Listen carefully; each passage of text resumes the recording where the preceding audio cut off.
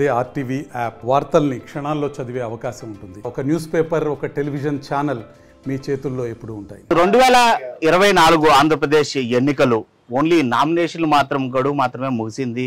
ఇంకా స్కూట్ని ఇవాళ జరుగుతున్నటువంటి పరిస్థితి ఉంది. ఇంకా విత్డ్రాల్స్కి సమయం ఉంది, పోలింగ్కి ఇంకా దానికి మించిన సమయం ఉంది. అయితే రాష్ట్రంలో ఎక్కడా జరగనటువంటి రచ్చ తిరుపతి జిల్లాకు సంబంధించి రూరల్లో ఆర్డీఓ ఆఫీస్ కార్యాలయం, అయితే చంద్రగిరి నియోజకవర్గానికి సంబంధించినటువంటి అభ్యర్థుల నామినేషన్ ప్రక్రియలో జరిగినటువంటి గొడవ ఉద్రిక్తత ఏదైతే ఉందో అది రాష్ట్ర వ్యాప్తంగా కలకలం రేపినటువంటి పరిస్థితి. అక్కడ ఏం జరిగింది అసలు పరిస్థితి?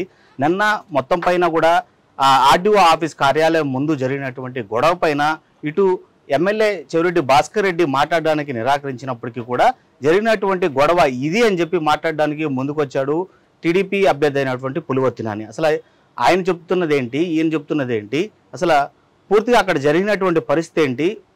ప్రస్తుతం మనతో పాటు తెలుగుదేశం పార్టీ అభ్యర్థి అయినటువంటి పులివర్తి నాని ఉన్నారు, మాట్లాడిద్దాం. సార్ నమస్తే. సార్, నిన్న నామినేషన్ ప్రక్రియ నిజంగానే చాలా ఘనంగా జరిగింది, అటు సైడ్ నుంచి కావచ్చు ఇటు సైడ్ నుంచి కావచ్చు. అసలు ఏంటి జరిగింది? ఆర్డీఓ ఆఫీస్ కార్యాలయం వద్దకు చేరుకోగానే ఒకటి వైసీపీ అభ్యర్థి లోపలికి వెళ్ళారు, దాని అనంతరం ఒక 15 మినిట్స్ తర్వాత మీరు లోపలికి వెళ్ళారు.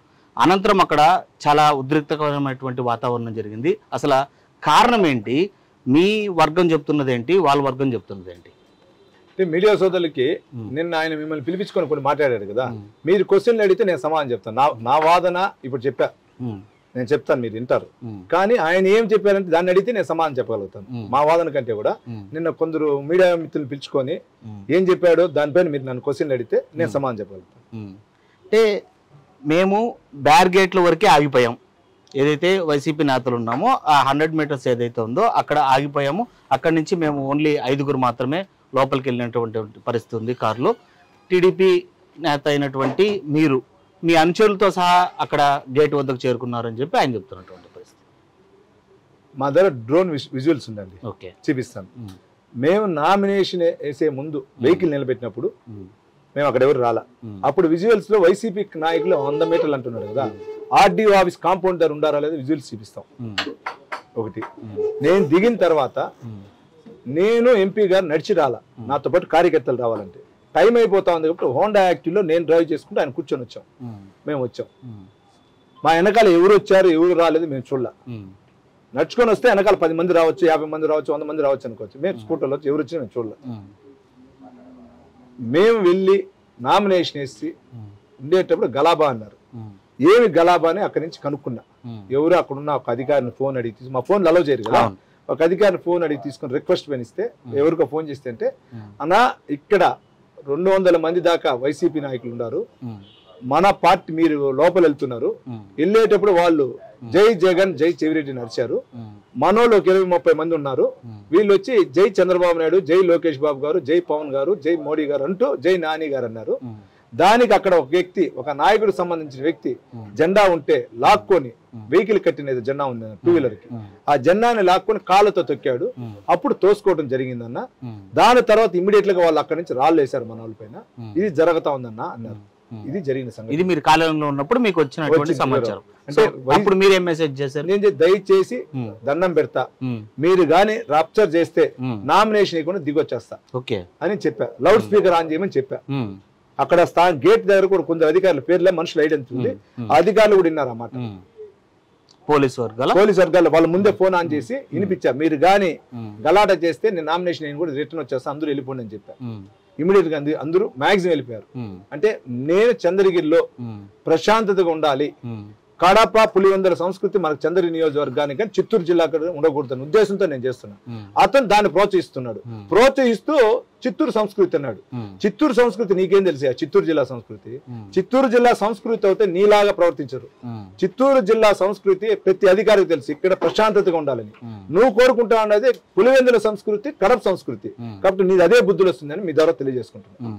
ఇప్పుడు వాళ్ళు చెప్తున్నది నామినేషన్ ఎప్పుడో వేసేసాడు పులివర్తి నాని, ఇవాళ మేము కావాలని ఏదైతే మేము అప్లై చేసినటువంటి డేట్కి హంగామా చేయడానికి, ఇలాంటి గొడవలు సృష్టించడానికి అదే డేట్ తిరిగి ఎంచుకొని కేవలం అప్డిబేట్ మాత్రమే దాఖలు చేయడానికి అక్కడ ఇంత హంగామా చేశాడని చెప్తున్నట్టు. ఇప్పుడు ఆయన డాక్టర్ అని పెట్టుకుంటాడు, డాక్టర్ అంటే పిహెచ్డి చేసి ఉండాలి. ఆయన పిహెచ్డి చేసినాడా దొంగ పిహెచ్డి బెదిరించేసుకున్నాడు తెలియదు మాకు. ఫస్ట్ తెలుసుకోవాలి, ఎవడైనా జనాలతో నామినేషన్ ఇస్తాడు, ఏ పార్టీ వ్యక్తి అయినా, ఆ చిన్న పార్టీ ఉండి పెద్ద పార్టీ ఉండి, మొదటి రోజు బాగుందనే ఉద్దేశంతో నా కుటుంబంతో పాటు లేసా. ఆ రోజే ఈఆర్ఓ గారికి చెప్పి 25 చేస్తున్నాను. నువ్వు 21వ తారీఖు ఒక నామినేషన్, 24 ఒక నామినేషన్ నువ్వు మార్చావు. మేము పూజ చేయాలన్నా నువ్వు పూజ అదే టైం పూజ పెట్టుకున్నావు. మేము అంబేద్కర్ స్టాచ్యూకి మాల వేయాలని అదే టైం పెట్టావు. నామినేషన్ టైం పెడితే అదే టైం పెట్టుకున్నావు. అన్ని నువ్వే చేసావు. ఇదేంటి ఎవరు ముందు అడిగితే వాళ్ళకే కదా పర్మిషన్ ఇస్తారు? ఎవరు ముందు అడిగినా అదే మీరు చెప్పింది. అందుకనే కదా మేము తగ్గెళ్ళామన్నాం. ఇప్పుడు మేము పర్మిషన్ 25వ తేదీ పెట్టాం కావాలని. ఇది ఎప్పుడు అప్లై చేసింది? ఎప్పుడు 21 అనుకుంటా అప్లై చేసాం. అప్లై చేసాం. కానీ 1.5 hour ముందు ఆయన అప్లై చేశాడు. 1.5 hour మన టైమింగ్స్ ఏమన్నా అంతా ఉంది. 7:35 ఆయన అప్లై చేశాడు. మేము 9:30కి అప్లై చేసాం. యాక్చువల్లీ 20వ తేదీ అప్లై చేసి ఉండాల్సింది. మాతో ఉండే ఒక అబ్బాయి వడదెబ్బ కొట్టి హాస్పిటల్ అడ్మిట్ అయ్యాడు. అతను లేని దాని వల్ల ఆ రోజు అతను అప్లై చేయకుండా పోయాడు. నెక్స్ట్ డే మార్నింగ్ కనుక్కొని ఉదయమే అప్లై చేశాడు. 1.5 hour డిఫరెన్స్. నేను ఆర్డీఓ ఈఆర్ఓ గారికి చెప్పింది ఆడ 18th రోజు రికార్డ్ చేశారు. దాంట్లో కూడా ఉంటుంది, చూసుకోవచ్చు. ఆయనే వాంటెడ్ గలాబా చేయాలన్నాడు. అన్ని ఆయన నాగాలమ్మ గుడి ఒక వైసీపీ పార్టీ కార్యాలయం చేశాడు. అక్కడ వైసీపీ బెలూన్లు కట్టాడు. మేము పూజ జరుగుతా ఉంటే తెచ్చి డీజే వెహికల్ పెట్టాడు. ఉదయం 5-6 గంటకి సౌండ్స్ పెట్టాడు. అంబేద్కర్ స్టాచ్యూకి మాలేయాలంటే వెనకాల అంబేద్కర్ స్టాచ్యూ వెనకాల వైసీపీ కలర్తో నింపేశాడు.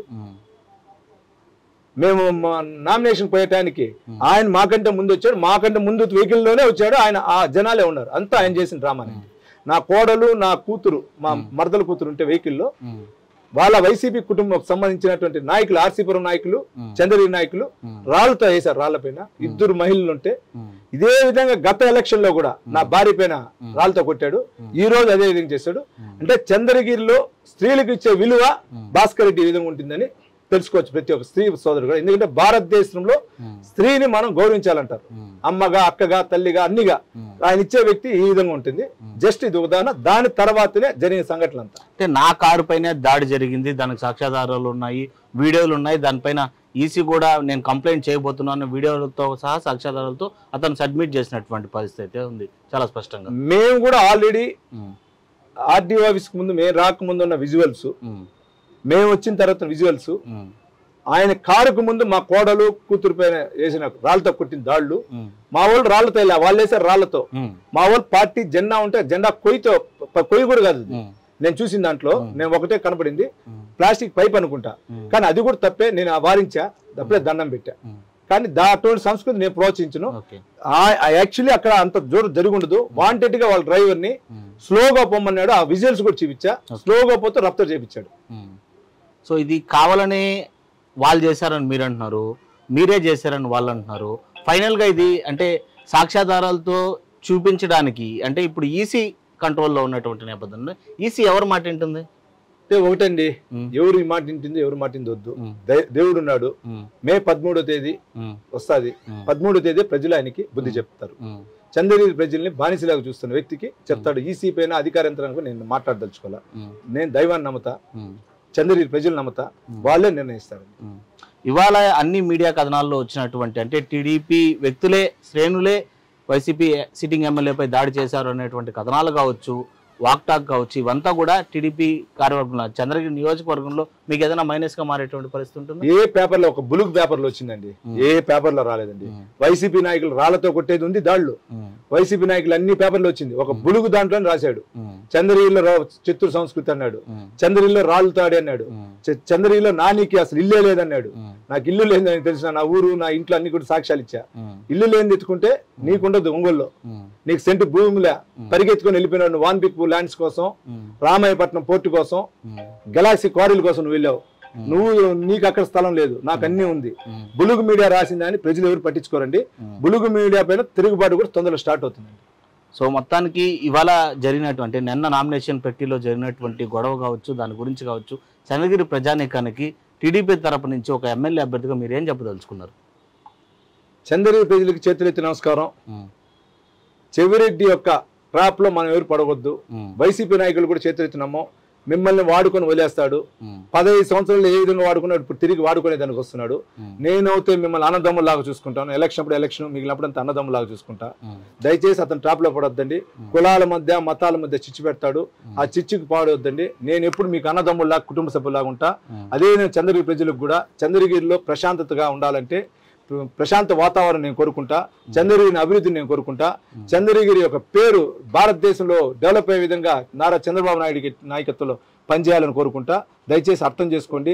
చెవిరెడ్డి గత 5 సంవత్సరాల ముందు ఏ విధంగా ఎదుటి వ్యక్తి పైన వేశాడు తిరిగి అదే విధంగా వేయాలనుకుంటాడో దయచేసి నమ్మొద్దని కూడా మిమ్మల్ని మీ ద్వారా కూడా కోరుకుంటాను. నామినేషన్ డేటు ప్రక్రియ ఏదైతే అప్లికేషన్ ప్రారంభమైనటువంటి రోజు నుంచే కూడా దాంతో నిజంగానే ప్రీ ప్లాన్డ్ గానే జరిగింది. అక్కడ ఆర్డీఓ ఆఫీస్ కార్యాలయం ముందు జరిగిందంతా కూడా ప్రీ ప్లాన్డే.